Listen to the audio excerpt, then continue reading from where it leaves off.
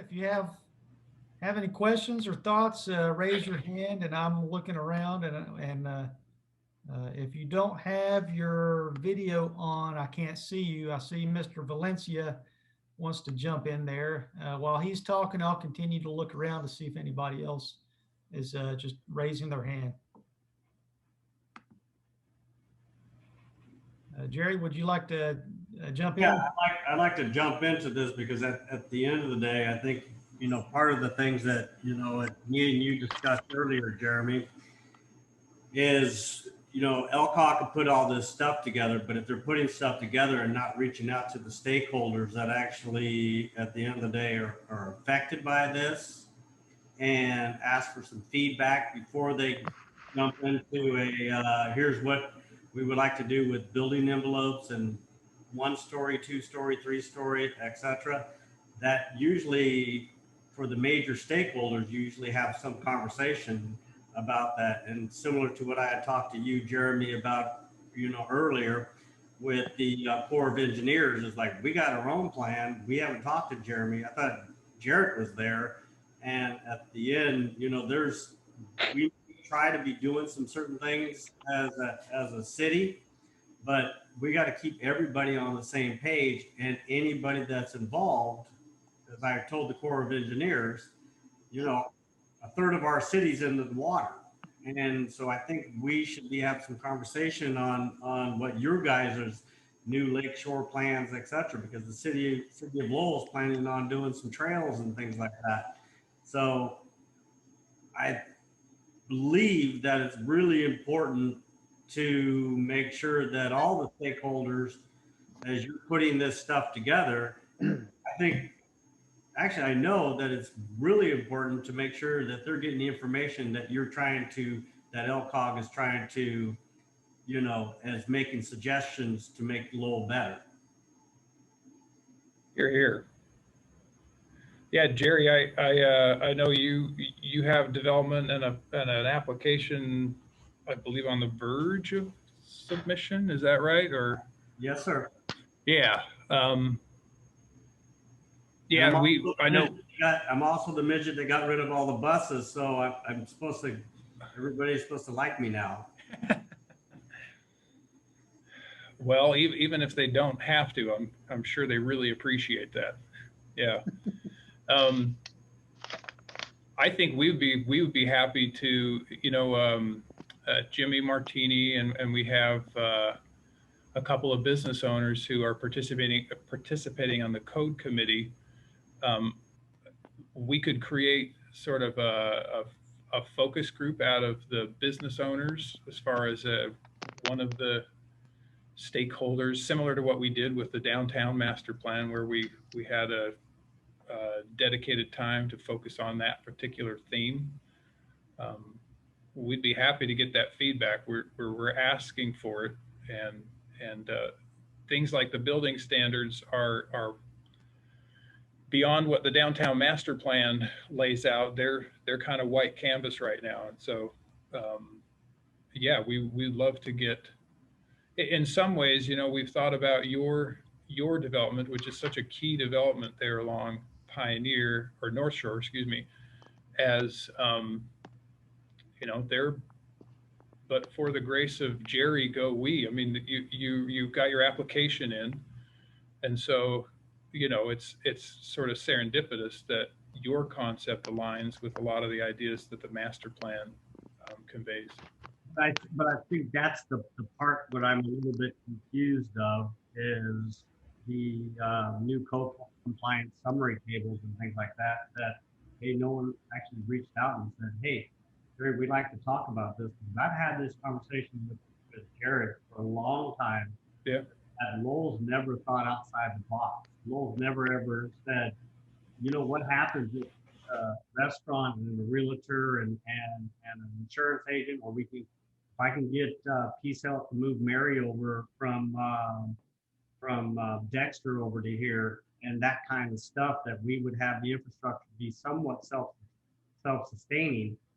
But, as I'm looking at, and talking with Max, etc., we really haven't had the ability to think outside single residential dwellings. And if we're bringing in, each building, I will have 10, 10 apartments, and I could have possibly, logistically almost 60 if everything was perfect. But right now I'm looking at 50 with 12 retail spaces below.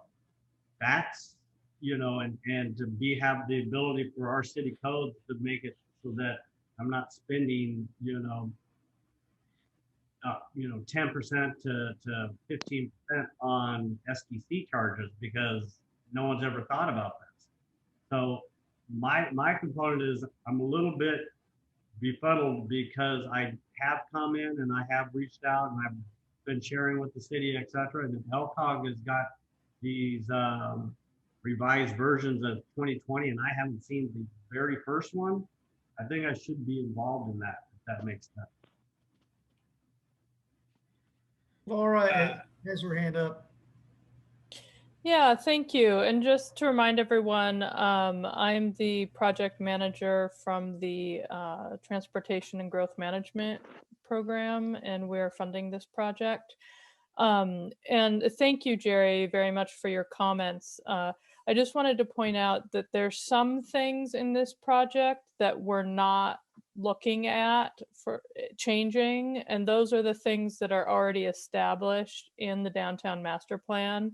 So this project is not intended to crack open that plan and change things because it's an already adopted plan. So for example, the stories that are in the plan, where in the map it indicates which areas would have a certain number of stories, we're not scoped to look at that. But when we get into the details of how that plan will be implemented, absolutely, that's what this project is about. But Laura, I think at the end of the day, the stakeholders that actually own, and I own most of the downtown commercial property in the city of Lowell, I believe that you would actually involve him in the conversation, or her, which is my wife, in that conversation before you say, we made a decision as a whole. Who's we? I'm not following. Pardon? Me and my wife, which okay, so here in Lowell. So we are following the city's adopted plan for this project. So there's certain things that are in that plan that we're not going to change because they're in an adopted plan already. And then in terms of participation from when? Pardon? When was this adopted? Because at the end, the last conversation before COVID, we had a walkthrough through the entire city with the with LCOG and a company out of Colorado or something like that. And we had some discussions, but nothing was ever referred to, nor did I ever get a documentation that says, hey, we're going to make some, concrete things that we need to have some, feedback. Do you guys have any issues with this? I don't have the date in front of me. Jake, do you have the date of when the downtown plan was adopted? That plan was adopted in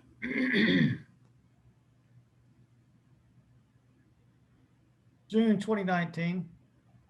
Yeah, I was going to say it wasn't 2020. It was in 2019, and, yeah. And the mayor and council were involved, and the notices were sent, and the communication was issued. That plan has been in place for a year and a half now. Yeah, so we didn't scope this project until that plan was adopted. That was actually one of the things that was required, that the plan would have to be adopted before we could do this project. But in any case, this meeting right here that we're having right now is the purpose of this meeting is to get all of this great feedback. And so, Jerry, it sounds like you have a lot of ideas and a lot of feedback, and this is actually the time that we want that ideas. feedback. I actually have what would be considered a verb. I'm moving forward with certain things for my property. Right, but we have right now some very preliminary recommendations for the code, and they're not even in, we haven't even put them into the format for that will be adopted. It's even too early for that. So this right now is actually the right time for us to be getting your feedback on the code. Now, what if you're moving forward right now with some projects, then those would have to take place under your current code, because this code hasn't been adopted yet. But the types of ideas and feedback that you have, this meeting right here right now is where we'd love to hear those things. And then if you have additional things that are even beyond what you can convey to us in this meeting, we would love to get your feedback in other ways. And if you go to the website, I think there's an email there for who you can email written comments to. You can call up and give verbal comments. There are lots of different ways to give comments, but we right now are in the phase of the project where we're seeking all of this feedback. So it's very timely. And that's Yeah. why I touched base with Jeremy earlier, since he just came on board in January 4th, I believe, of this year. And because this is stuff that I've been working with the city prior to say, here's what my plan is, here's what we're doing downtown, and these are the footprints that I'm trying to lay, and that I will be laying on our property downtown, and then coordinating that with you guys on city sidewalks and egresses and intervals and stuff like that. Yeah, it's interesting. All along, Jerry, we've had the sense again that the timing is interesting, and there's definitely was a sense that, and in every plan, frankly, the illustrative plan, as I remember it, was intended to convey essentially your plans, right? So folding in the concept that you had been sharing as early as 2 or 3 years ago, to make it clear that the property owner's intent here and desires is something that needs to be folded very explicitly into this. So I think we could have actually a really meaningful debrief on what that plan conveyed, which I don't think is going to surprise you, having participated in that process before. And then this is, as Laura said, this is a really raw preliminary document, and there's opportunity to look at this and get that feedback. And I think the timing of this is probably it'll be interesting to see how it aligns with your current submission and how you choose to proceed, whether under the new code or the existing code. But I think we could have a really fruitful conversation about that. Yeah, I would just like to add that I'd love to make myself available to Mr. Valencia or anybody else in the community. We can come down, sit in the conference room, go through these code revisions item by item. If you have any questions or concerns, like Laura said, we're still planning things out, and this is the time to get feedback from the community before we prepare a final draft. And, So I agree with you, Jeremy. Available for us to talk about this in more detail. And I agree with you, Jeremy. And you're actually a great resource, and your communication skills are very nice. I just want to make sure from my standpoint that the Corps of Engineers, Lane Electric, all the municipalities that are involved in this, because there's a lot of moving pieces with this.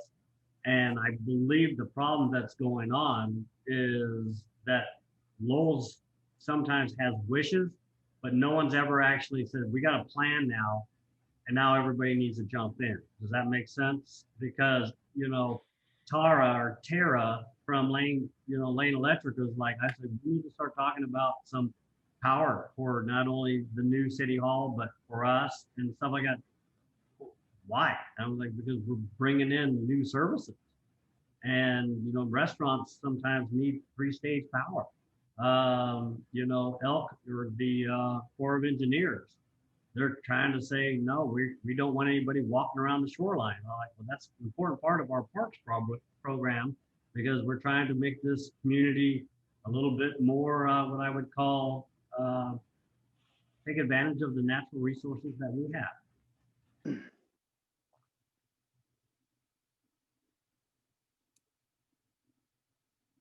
Okay, Mr. Wild. Yes, I would agree with Jerry. One of the issues that we've had over the years, being involved in the Parks Committee, is dealing with the Corps of Engineers on the very subject that Jerry's talking about. It's been very, very difficult. They have put stumbling blocks in all our ideas to improve the resources for the parks and recs, like Jerry's saying. So it's very, very difficult to be able to utilize the great space we have when we have all the stumbling blocks from the Corps of Engineers, even to the point of trying to put a small dock on the other end of the lake for canoers and paddlers. They can't see the benefit of for the community and bringing people to this great place we have. So Jerry is absolutely correct in what he's saying. Thank you. But see, I think that's the key, Jeremy, is that at the end, it's just not.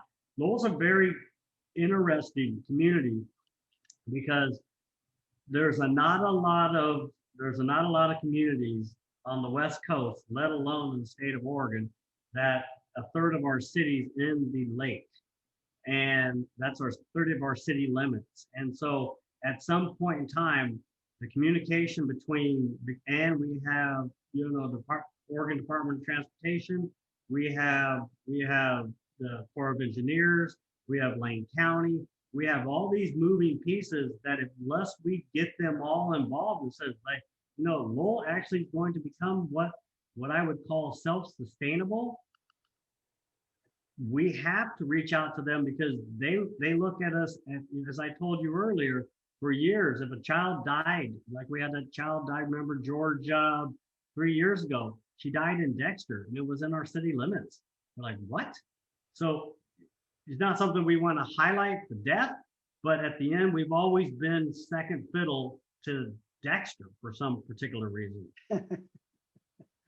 That's an excellent point, Jerry. And you know, the downtown master plan has a section in it. It's a pretty small plan. It was definitely designed to be like consumable, lots of pictures, kind of straight to the point kind of stuff. One of the sections in there is kind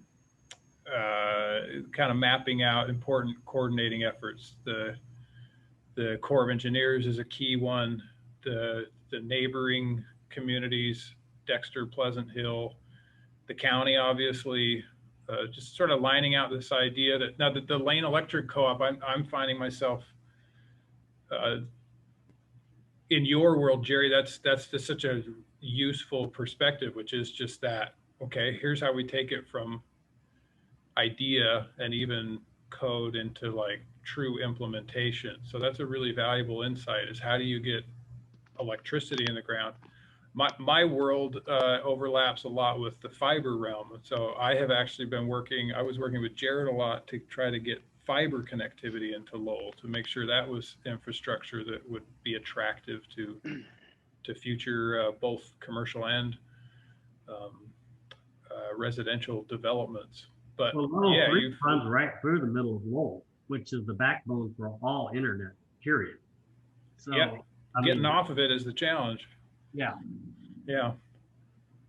Yeah, you're absolutely right. It's an enormous opportunity that is untapped, but it's Good. not quite like water where we just put a spigot on there. I mean, it's hard to get off of that thing, but it's totally Well, possible. See, I've had some discussions with Boston and Fortis and some other people that are doing all the data centers over there in Primeville and Hood River and stuff like that. Said, aren't you guys right there on, on downtown Lowell is level 3? I said, yeah. He goes, that's where we spend all that money diverting to get that level 3 to our data center so that we can run all the all of our, cloud storages and stuff like that all over the place in Eastern Oregon.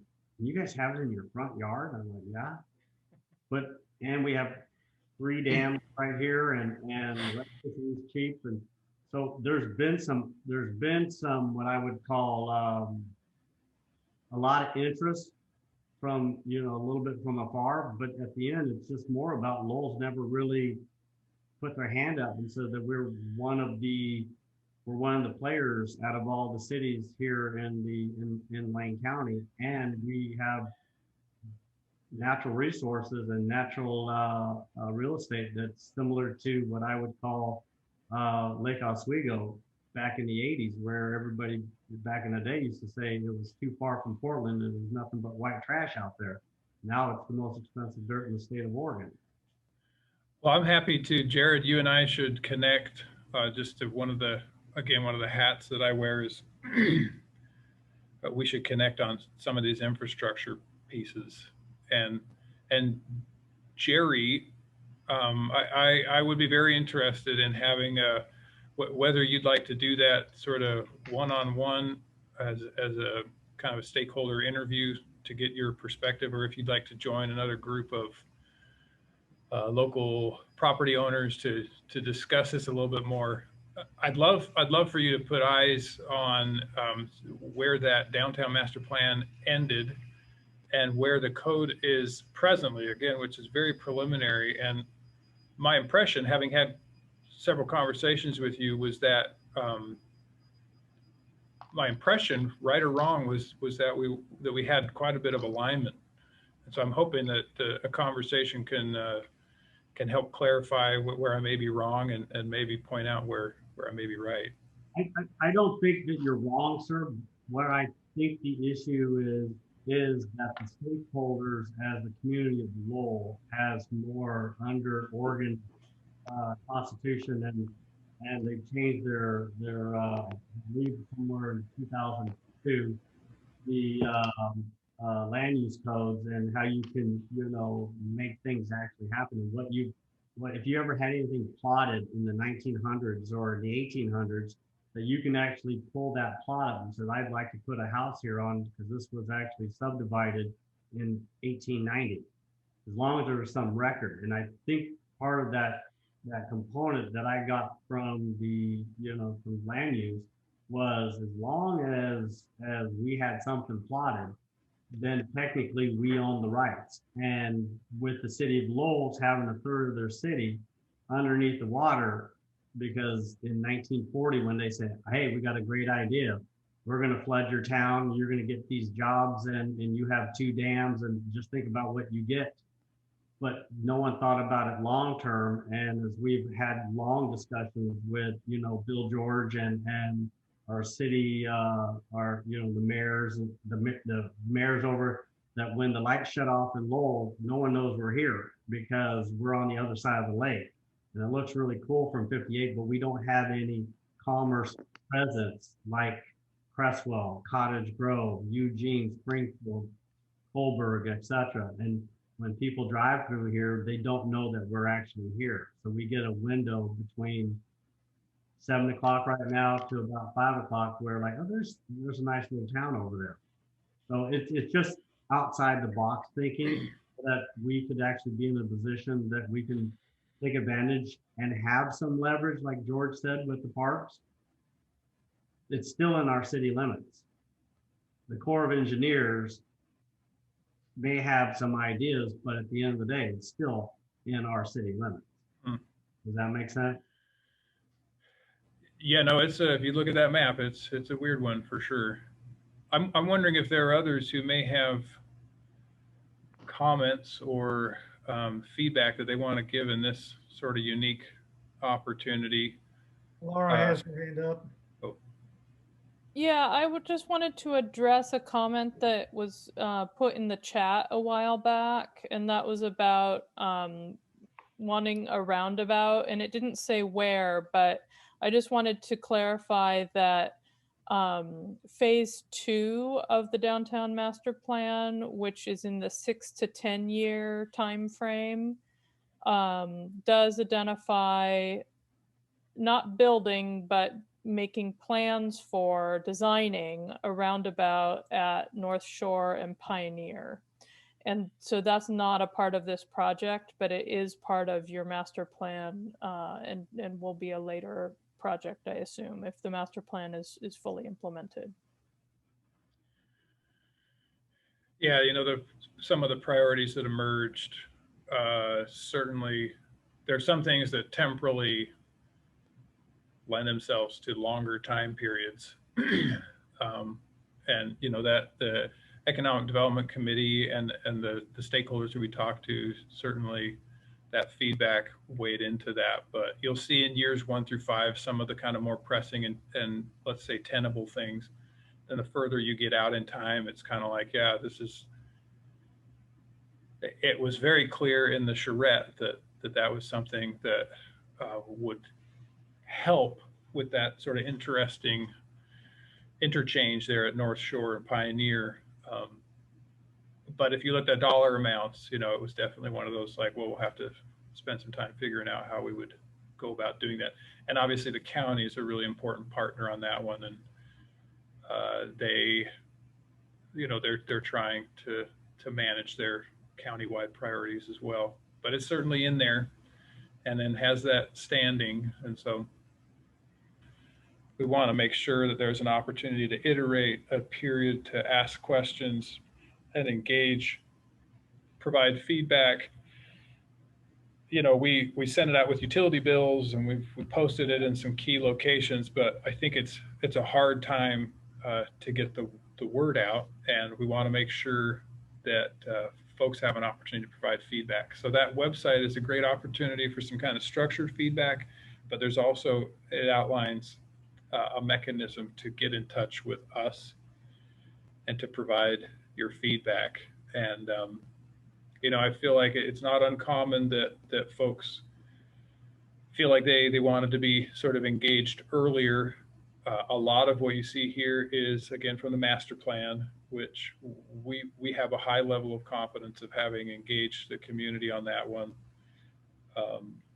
And then at this point, we're very early and preliminary in the ideas of framing the implementation pieces, both of the master plan, but also some of these broader citywide pieces. So, well, shouldn't this be in our local, I mean, our monthly mailer, some of this information straight to in the bridge? Because I don't believe you know, we look at it every month that we get it on first. It would be something that, hey, there should be at least a paragraph, at least a, you know, summary of this is what we're doing and this is what we've come up with. Because at the end, you know, one thing I know about the community of Lowell is not everybody is high tech. And I've got really good friends that still have a flip phone and a dial phone. So it's sometimes we have to look at our constituents. We go, all right, how are we getting that information on? We all don't go to the Lowell website. Yeah. But Jerry, in your next bridge newsletter that you get, you will see a paragraph that I've put in there for my very first article that talks about this project and how people can learn more. Would it be learn more or be taught? Because at the end of the day, if we're already implemented some stuff and the community really doesn't know, then you don't want that flashback. Because I think me and George remember the crazy times of Lowell back in the early 90s when it was this group against that group, and it was about communication and interpretation. And from that standpoint, we've done a really good job over the past, I would say, 5 years, where everybody kind of has a, you know, we're all stakeholders, and there's not as much of that brawling between certain divisions of the community versus other divisions of the community. We're going forward. We're not looking back on those bad old days. We're moving forward. Yeah, we'll be very interested in the feedback. Yeah, I was going to say, Jerry, if you're still with us, now is the time to download the summary table and look through it, because there's a lot of detail in there, and somebody with your expertise would be perfect to look at some of the stuff in there about build tos and maximum lot coverage and a lot of that kind of stuff. And this, this code amendment is kind of where the rubber starts to meet the road as far as implementing the adopted downtown plan. So I will ask Jeremy if you could email me that over, since you probably have it in a PDF form, sir. You have to. Thank you, sir. Absolutely. because you have the expertise in that kind of stuff that a lot of us don't have. It sounds like we don't have any more comments. I'd just like to reiterate that I'm happy to make myself available. Feel free to call City Hall. My email address is on the city website. We can sit down, go through this, answer any questions that you have. Now is the time for us to consider any adjustments to these code amendments. So reach out with your questions or comments. I would like, if we could, Jeremy, is get an understanding where you guys are at as well, not just myself, and where Jimmy's at, because I knew, Jimmy just put in his new parking lot and things like that, but with the new library and the proposed city hall down the road, et cetera, what your guys' timeframes, and because that was part of the discussion that I had with Lane Electric, is like, Lowell's doing what? They're going to be putting in a new city hall. And they're like, where? What's wrong with their city hall now? And I'm like, couple things are have some issues, but it's getting everybody on that so they can know what your timelines, not only what my timelines are, but for the city as well, because I think that's really important.